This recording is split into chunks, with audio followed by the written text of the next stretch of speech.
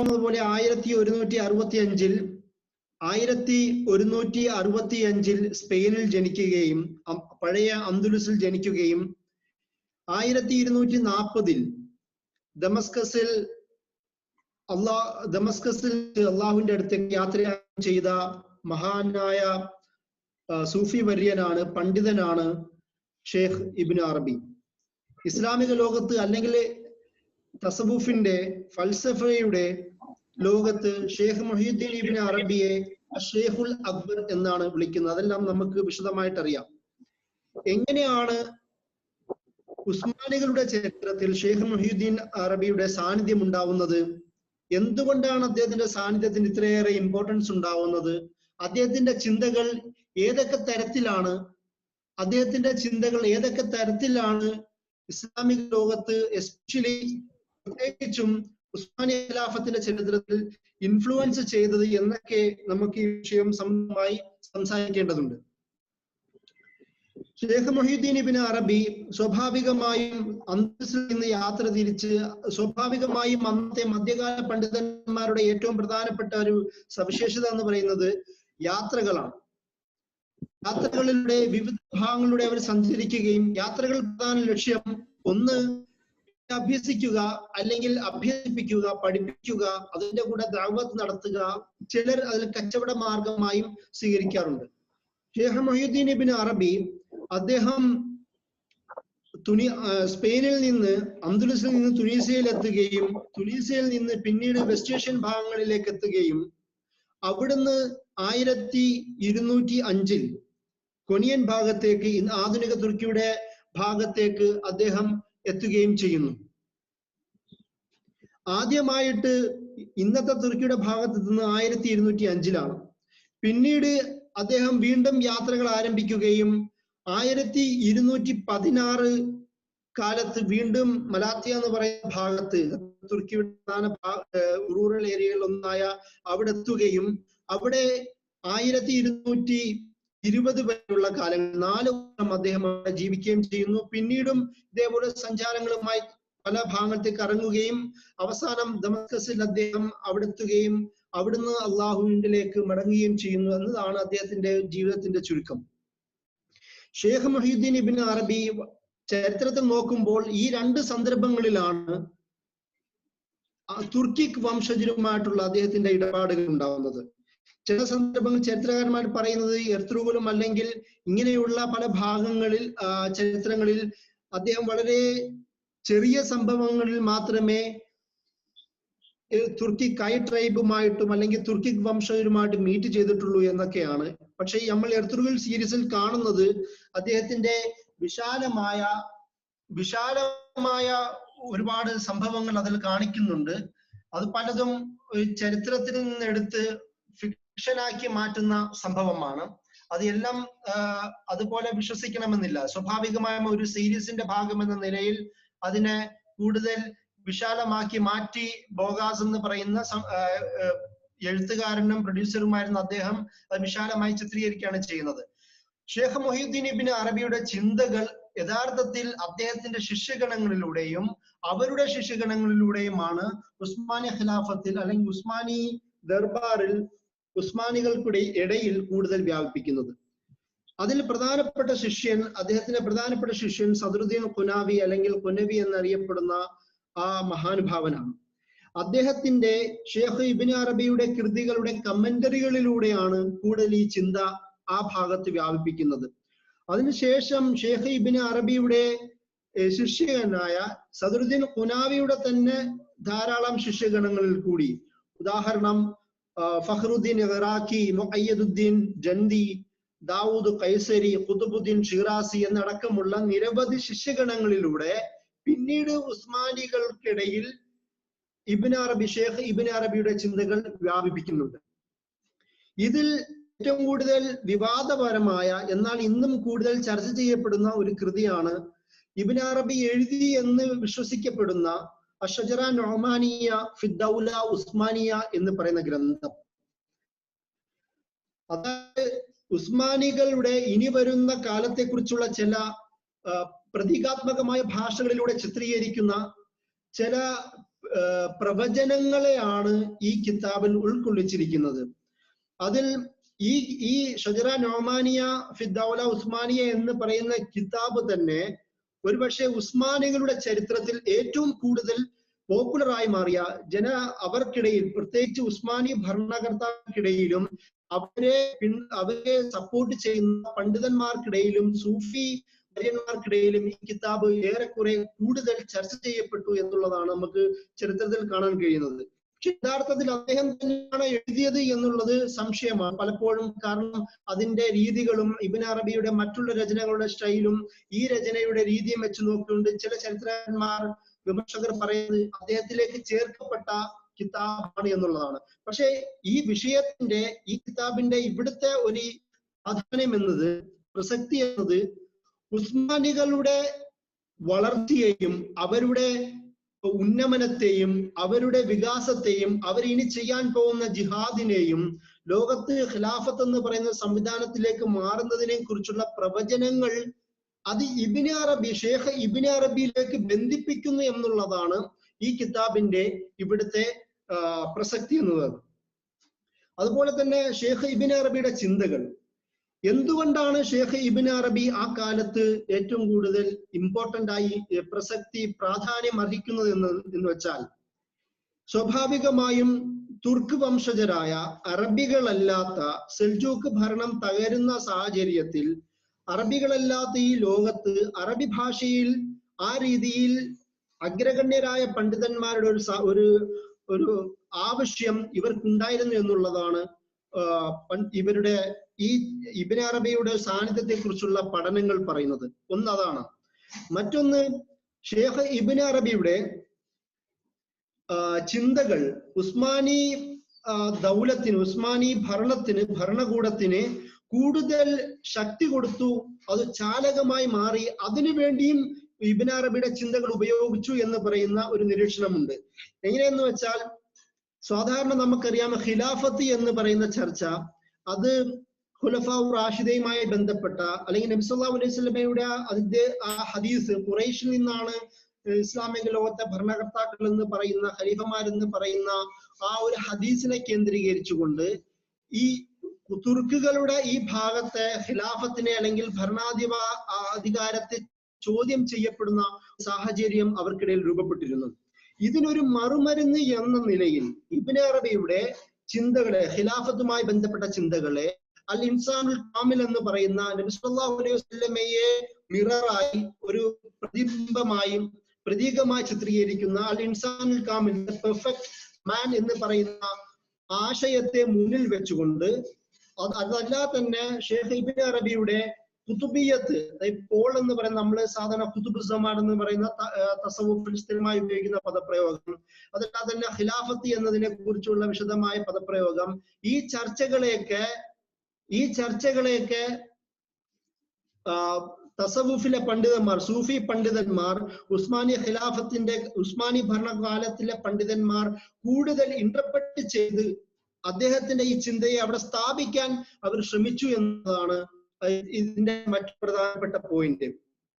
അതിൽ ഷേഖ് ഇബ്നു അറബി തന്നെ പറയുന്നത്, ഖിലാഫത്ത് എന്നത് അള്ളാഹു, ഖുതുബിയത്തും ഖിലാഫത്തും ഈക്വൽ ആണ്, രണ്ടും ഒരുപോലെയാണ്.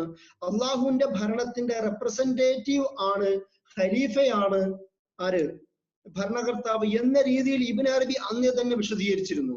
അതല്ലാതെ ഷേഖ് ഇബ്നു അറബിയുടെ പ്രധാനപ്പെട്ട മറ്റൊരു പോയിന്റ്, രണ്ട് തരത്തിലുള്ള ഖിലാഫത്താണ് ഉള്ളത്. ഒന്ന് ഇന്റീരിയർ ആയ ഖിലാഫത്തും മറ്റൊന്ന് എക്സ്റ്റീരിയർ ആയ ഖിലാഫത്തും. ഉള്ളിൽ, അതായത് എക്സ്റ്റീരിയർ ആയ ഖിലാഫത്ത് എന്ന് പറയുന്നത് ഭരണകർത്താക്കളുടെ സുൽത്താൻ, സൽത്തനത്ത്, അധികാരത്തെ കേന്ദ്രീകരിച്ചതും, ഇന്റീരിയർ എന്ന് പറയുന്നത് ഓരോ മനുഷ്യനും ഖലീഫയായി മാറുന്നു. ഇദ്ദേഹം ഈ ഇന്റീരിയറായ ഖിലാഫത്തിനെ, ഇന്നർ എന്ന അർത്ഥത്തിലുള്ള ഖിലാഫത്തിനെ തസവുഫിലെ സൂഫി സ്കോളേഴ്സിനെയും അള്ളാഹുവിന്റെ ഈ ത്വരീഖത്തിനെ, ശരിയായ മാർഗത്തെ പിൻപറ്റുന്ന പണ്ഡിതന്മാരെ ആ ഈമാന്റെ അളവിലേക്ക് കേന്ദ്രീകരിച്ചിട്ടാണ് അദ്ദേഹം ഇന്ത്യരായ ഖിലാഫത്ത് എന്ന് പറയുന്നത്. എന്നാൽ എസ്റ്റിറായ ഖിലാഫത്തിനെ കുറിച്ച് ഷേഖ് ഇബ്നു അറബി പറയണത്, ഖിലാഫത്ത്, ഖലീഫ ഒരേ സമയം തന്നെ, ഭരണകർത്താവ് ഒരേ സമയം തന്നെ അള്ളാഹുവിന്റെ ആ ഭക്തനായി മാറുന്ന, അടിമയായി മാറുന്ന ഇന്ത്യരായ ഖലീഫയായും അള്ളാഹുവിന്റെ ഭരണം നടപ്പിലാക്കുന്ന എക്സ്റ്റീരിയറായ ഖലീഫയായും മാറുന്നു.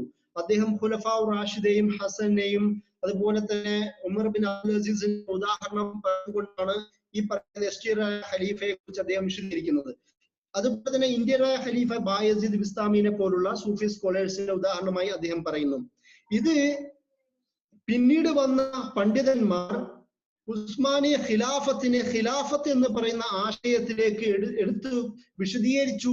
ആ ഒരു തരത്തിൽ ഖുറേഷി വംശത്തിൽ തന്നെ ജയിക്കണമെന്നില്ല, പകരം അള്ളാഹുവിന്റെ ഖലീഫയായി മാറുക, അതുപോലെ തന്നെ അള്ളാഹുവിന്റെ നിയമങ്ങൾ നടപ്പിലാക്കാൻ പറ്റുന്ന ആ രീതിയിലുള്ള റെപ്രസെന്റേറ്റീവായി മാറുക എന്ന തരത്തിലേക്ക് ഡയറക്റ്റ്. മറ്റേത് അറബികളുടെ അല്ലെങ്കിൽ ഖുലഫാ റാഷിദുകൾ അല്ല അമവി അബ്ബാസി ചരിത്രത്തിൽ ഖുലഫ എന്ന് പറയുന്ന റസൂലിന്റെ ഖലീഫ, റസൂലിന്റെ റെപ്രസെന്റേറ്റീവ് എന്ന് പറയുന്ന ആശയത്തിൽ നിന്ന് തുർക്കികൾ അത് ഖലീഫത്തുള്ള അള്ളാഹുവിന്റെ റെപ്രസെന്റേറ്റീവ് എന്ന് പറയുന്ന ആശയത്തിലേക്ക് കൊണ്ടുപോയി. അത് ഷേഖ് ഇബ്ൻ അറബിയുടെ ചിന്തകളെ കേന്ദ്രീകരിച്ചുള്ളതായിരുന്നു എന്നതാണ് നമുക്ക് അദ്ദേഹത്തിന്റെ ചിന്തകളിൽ നിന്ന് മനസ്സിലാക്കാൻ കഴിയുന്നത്. ആ ഒരു തരത്തിൽ ഉസ്മാനികളുടെ ഖിലാഫത്തിനെ അടിയാധാരമായി ഷേഖ് ഇബ്ൻ അറബിയുടെ ചിന്തകൾ ആയി മാറിക്കഴിഞ്ഞു എന്നുള്ളതാണ് ചരിത്രത്തിൽ സംഭവിച്ചത്. അതുപോലെ ഇത് വളരെ ഇമ്പോർട്ടന്റ് ആയ ഒരുപാട് സംഭവങ്ങൾ പിന്നീട് പറയുന്നുണ്ട്. സലീം ഒന്നാമൻ അറബ് ലോകം കീഴടക്കിയപ്പോൾ അദ്ദേഹം ഈ പറയുന്ന ഷജറ നൊമാനിയയിൽ ഒരു വചനമുണ്ട്. സീൻ എന്ന് പറയുന്നത് സീൻ ദാലിനെ കീഴടക്കും, അത് ദമഷ്കസിനെ കീഴടക്കും, സലീമിനെ കീഴടക്കും എന്നുള്ള ഒരു പ്രവചനത്തോട് ചേർത്തിട്ടാണ് അത് വായിക്കുന്നത്. അപ്പോൾ അവിടെ എത്തുകയും എന്റെ ഖബർ കണ്ടെത്തുകയും ചെയ്യുമെന്നൊക്കെയാണ് അദ്ദേഹം അതിൽ വിശദീകരിക്കുന്നത്. ആ ഒരു സംഭവത്തെ സാക്ഷാത്കരിച്ചുകൊണ്ട് സലീം ഒന്നാമൻ ദമസ്കസിൽ എത്തുകയും അവിടെ ഷേഖ് ഇബ്ൻ അറബിയുടെ മഖ്ബറയെ പുനരുദ്ധരിക്കുകയും ചെയ്തു എന്നാണ് ചരിത്രം പറയുന്നത്. അതോടുകൂടി ഒരു ഇബ്ൻ അറബി ഉസ്മാനിയ ഖിലാഫത്തിന്റെ സ്വാഭാവികമായ ചർച്ചകളിൽ ഒരു പ്രധാന ഭാഗമായി മാറുകയും അവിടെയുള്ള പ്രധാനപ്പെട്ട ചിന്തകന്മാരുടെ ഒരു പാറ്റേൺ എന്ന നിലയിൽ ഷേഖ് ഇബ്ൻ അറബി മാറി തീരുകയും ചെയ്തിട്ടുണ്ട്. അതിനുശേഷം 1543 കാലഘട്ടങ്ങളിൽ ഇബ്നു കമാൽ എന്ന് പറയുന്ന ഷേഖുൽ ഇസ്ലാം, അവിടുത്തെ സുപ്രധാന ഏറ്റവും ഗ്രാൻഡ് മുഫ്തി എന്ന് പറയുന്ന ഷേഖുൽ ഇസ്ലാം, അദ്ദേഹത്തിന്റെ ഒരു ഫത്വ പോലും ഇതിനെ കേന്ദ്രീകരിച്ചിട്ടുണ്ടായിട്ടുണ്ട്. ആരെങ്കിലും ഷേഖ് ഇബ്ൻ അറബിനെ കുറിച്ച് തെറ്റായി ധരിക്കുകയും ഇബ്ൻ അറബി മോശപ്പെട്ടവൻ, വഴിപിഴച്ചവനാണ്, പറയുകയാണെങ്കിൽ അത് തിരുത്തേണ്ട ബാധ്യത സുൽത്താന് ഖലീഫയ്ക്കുണ്ട് എന്ന രീതിയിൽ ഫത്വ പുറപ്പെടുവിച്ചിട്ടുണ്ട്. അതുപോലെ തന്നെ ഇത് എന്നിട്ട് കൂടെ ചേർത്ത് ആ ഫത്വയിൽ തന്നെ പറയുന്നത് രണ്ട് രീതിയിൽ അദ്ദേഹത്തിന്റെ രചനകളിലുണ്ട്, ചിന്തകളിൽ. ഒന്ന് വ്യക്തമായ ക്ലിയർ ആയ എല്ലാവർക്കും ഒരുപോലെ ക്ലിയർ ആയ ചിന്തകളുണ്ട്, മറ്റൊന്ന് എല്ലാവർക്കും ക്ലിയർ അല്ലാത്ത ചിന്തകളുമുണ്ട്. അപ്പോൾ മനസ്സിലായില്ലെങ്കിൽ അത് മിണ്ടാതിരിക്കുക എന്നുള്ളതാണ് ചെയ്യേണ്ടതെന്നും പറഞ്ഞ് അദ്ദേഹം ആ ഫത്വയിൽ ഷേഖ് ഇബ്നു കമാൽ അദ്ദേഹം ആ ഫത്വയിൽ പറയുന്നുണ്ട്. എന്ന് വെച്ചാൽ ഉസ്മാനിയ ഖിലാഫത്തിന്റെ നല്ലൊരു കാലത്ത് 1500-കളിലാണ് ഈ സംഭവം, 1543 സംഭവം. ആ ഒരു കാലത്ത് ഫത്വ പോലും ഷേഖ് ഇബ്ൻ അറബിയുടെ ചിന്തകളെ സ്ഥാപിക്കാനും സ്ഥിരീകരിക്കാനും വേണ്ടി അന്നത്തെ ഷേഖുൽ ഇസ്ലാം ഫത്വ പുറപ്പെടുവിക്കുന്ന ഒരു സംഭവമാണ് നമുക്ക് ഇതിൽ കൂടി കാണുന്നത്. ഇതിനും ശേഷം 1730-കളിൽ സഫവി ഡൈനാസ്റ്റിയുമായി നിരന്തരം ഒരു ശക്തമായ യുദ്ധങ്ങൾ ഉണ്ടാവുന്നുണ്ട് ഉസ്മാനിയ ഖിലാഫത്തുമായിട്ട്. അങ്ങനെ 1730-ന് ശേഷം, യുദ്ധത്തിന് ശേഷം ഒരു പ്രതിനിധി സംഘം, ഒരു ഡെലിഗേഷൻ സഫവി ഇറാനിൽ നിന്നും അന്നത്തെ പേർഷ്യയിൽ നിന്നും ഉസ്മാനിയ ഖിലാഫത്തിന് ഇസ്തംബുളിലേക്ക് എത്തുന്നുണ്ട്.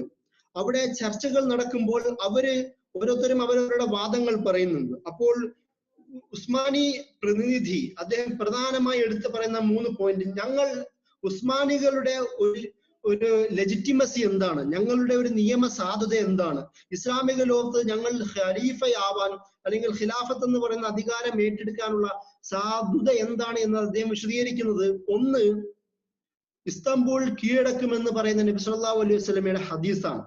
2, ഇബ്നു അറബിയുടെ ഈ പറയുന്ന ഖിലാഫത്തിനെ വരും, അത് അധികാരമേൽക്കും, ഉസ്മാനി പരമ്പരയിൽ അതിന്റെ അധിപന്മാരായി മാറുമെന്ന് പറയുന്ന പ്രവചനമാണ്.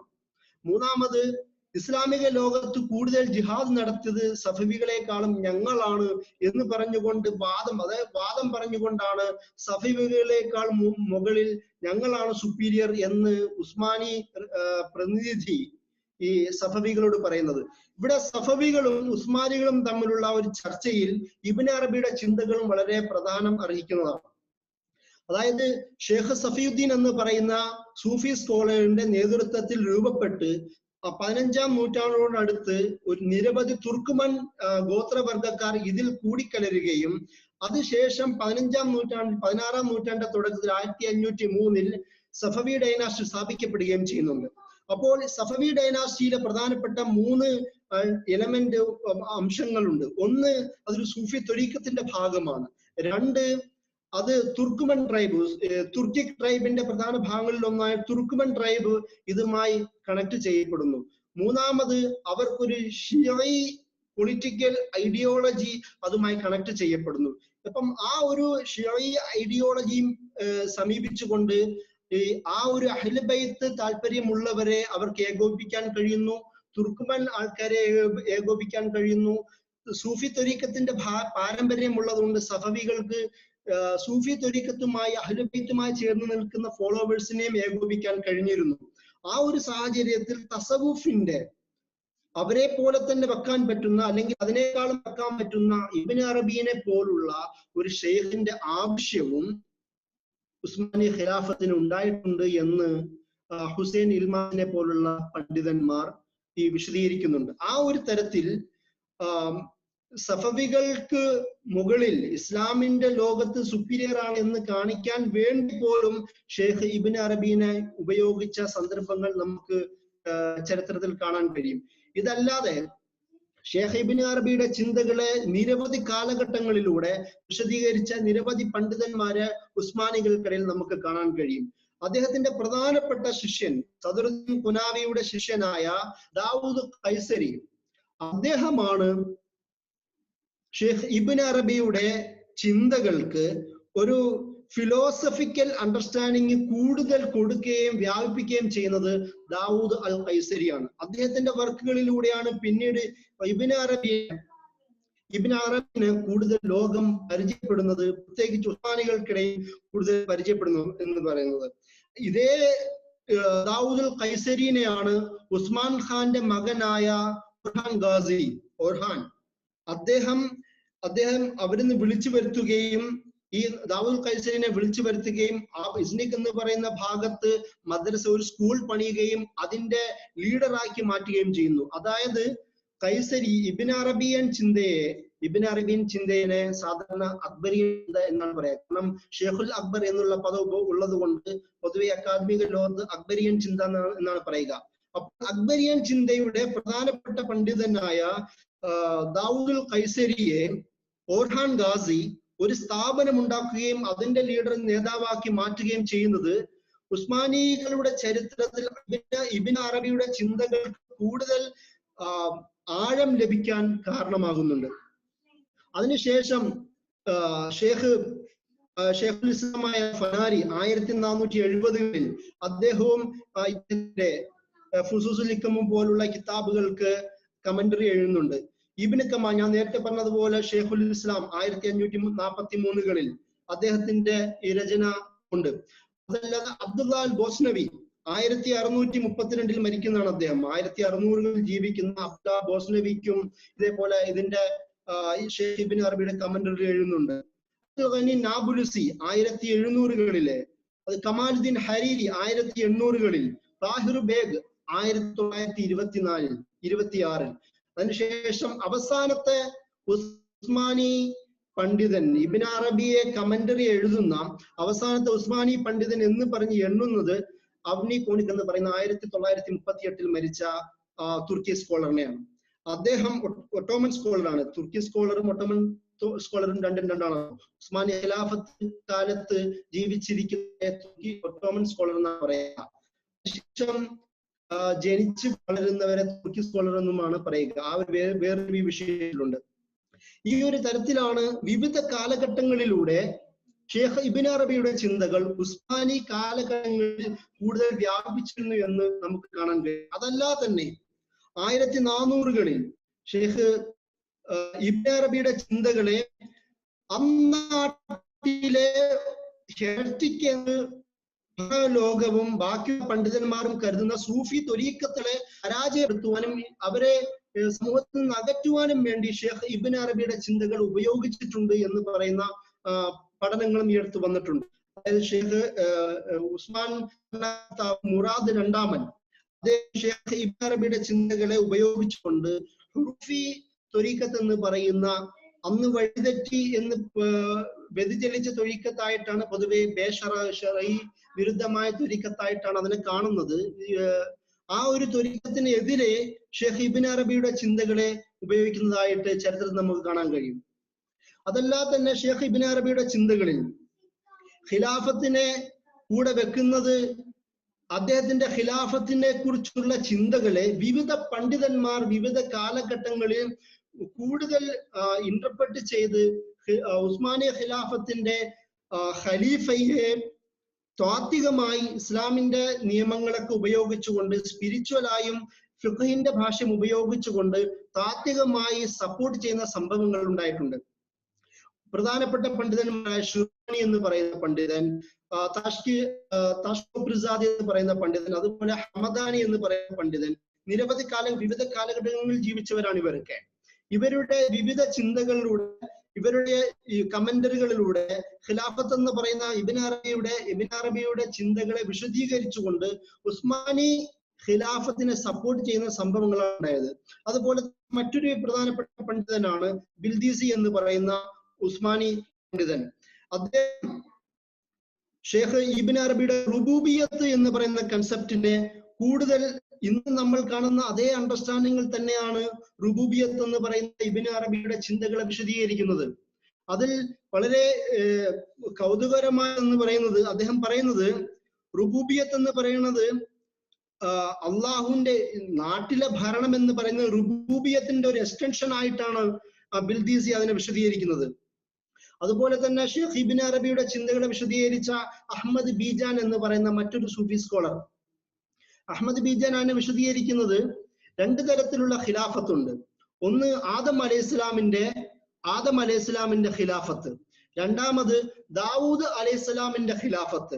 ഇത് രണ്ടിനെയും താരതമ്യം ചെയ്തുകൊണ്ട് അഹമ്മദ് ബീജാൻ പറയുന്ന ഒരു പോയിന്റ്, ദാവൂദ് അലൈഹിസ്സലാമിന്റെ ഖിലാഫത്ത് ആദം അലൈഹിസ്സലാമിന്റെ ഖിലാഫത്തിനേക്കാളും മുകളിലാണ്, ഗ്രേഡ് കൊണ്ട് മുകളിലാണ്, അത് സുപ്പീരിയർ ആണ്. കാരണം ദാവൂദ് അലൈഹിസ്സലാമിന് ഭൂമിയിൽ അദ്ദേഹത്തിന്റെ പ്രദേശത്തെ ഭരിക്കാൻ കഴിഞ്ഞു എന്നുള്ളതാണ്.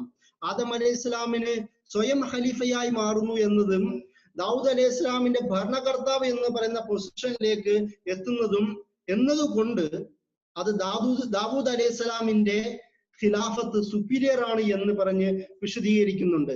അതായത് ഇബ്നു അറബിയുടെ ചിന്തകളെ വിവിധ കാലഘട്ടങ്ങളിൽ പണ്ഡിതർ വിശദീകരിക്കുന്ന രീതിയാണ് ഞാൻ പറഞ്ഞത്. അതുപോലെ തന്നെ മറ്റേ പ്രധാനപ്പെട്ട പോയിന്റ് യാസിജിയോഗ്ലു എന്ന് പറയുന്ന തുർക്കി സ്കോളർ, മറ്റൊരു തുർക്കി സ്കോളർ, ഉസ്മാനിയൻ സ്കോളറാണ് യാസിജിയോഗ്ലു എന്ന് പറയുന്നത്. അദ്ദേഹം ഇബ്നു അറബിയുടെ അൽ ഇൻസാനുൽ കാമിൽ എന്ന് പറയുന്ന ചിന്തയെ ഖലീഫയായി അതുമായി ചേർത്തുകൊണ്ട് സമീകരിക്കുന്നുണ്ട്. ഇൻസാനുൽ കാമിൽ എന്ന് പറയുന്ന പെർഫെക്ഷൻ ആണ്, പെർഫെക്റ്റ് മാൻ ആണ്, പരിപൂർണനായ മനുഷ്യനാണ്. അത് നബി സല്ലല്ലാഹു അലൈഹി വസല്ലമയാണ്. തസവുഫിന്റെ ചർച്ചയിൽ ഇൻസാനുൽ കാമിൽ എന്ന് പറയുന്നത് ഒരു പെർഫെക്റ്റ് ആയ നബി സല്ലല്ലാഹു അലൈഹി വസല്ലമയുടെ ജീവിതത്തിലേക്കുള്ള ത്വരീഖത്താണ് തസവുഫ് എന്ന് പറയുന്നത്. അതിൽ അവിടെ എത്തിച്ചേരുമ്പോഴാണ് ശരിയായ മാർഗം ഉണ്ടാവുന്നത് എന്നൊക്കെയാണല്ലോ അതിനെ വിശദീകരിക്കുന്നത്. അപ്പം ഈ ഇൻസാനുൽ കാമിലേക്ക് എത്തിച്ചേരുന്ന ആ ത്വരീഖത്തിന്റെ അള്ളാഹുവിന്റെയും റസൂലിന്റെയും രീതിയും ശാസനകളും നിർദ്ദേശങ്ങളും സ്വീകരിക്കുന്ന ആ ഒരു തരത്തിലേക്ക് ഖലീഫയെയും ഇൻസാനുൽ കാമിലിനെയും ചേർത്ത് വായിക്കുന്നുണ്ട് യാസിജിയോഗ്ലു. അതുപോലെ തന്നെ അദ്ദേഹത്തിന് ശേഷം ഉണ്ടാകുന്ന മറ്റൊരു പ്രധാനപ്പെട്ട പണ്ഡിതനാണ് യസ്റഫോഗ്ലു റൂമി. യസ്റഫോഗ്ലു റൂമി എന്ന് പറയുന്നത് മറ്റൊരു ഉസ്മാനി സ്കോളറാണ്, ഉസ്മാനി സൂഫി സ്കോളറാണ്. അദ്ദേഹം ഷേഖ് ഇബ്നു അറബിയുടെ ചിന്തകളെ ഒരു കോഡ് ഓഫ് കണ്ടക്ട് എന്ന രീതിയിൽ കളക്ട് ചെയ്ത് അത് ബുക്കാക്കി മാറ്റി എന്നാണ് ചരിത്രം പറയുന്നത്.